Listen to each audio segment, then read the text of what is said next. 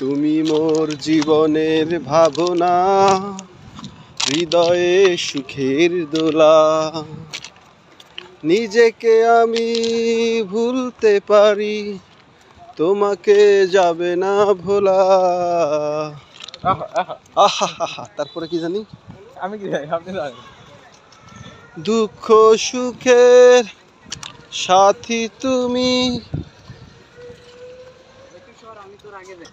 পরে আর মনে নাই, সো গানটা আমরা এখানে শেষ করতে বাধ্য হচ্ছি।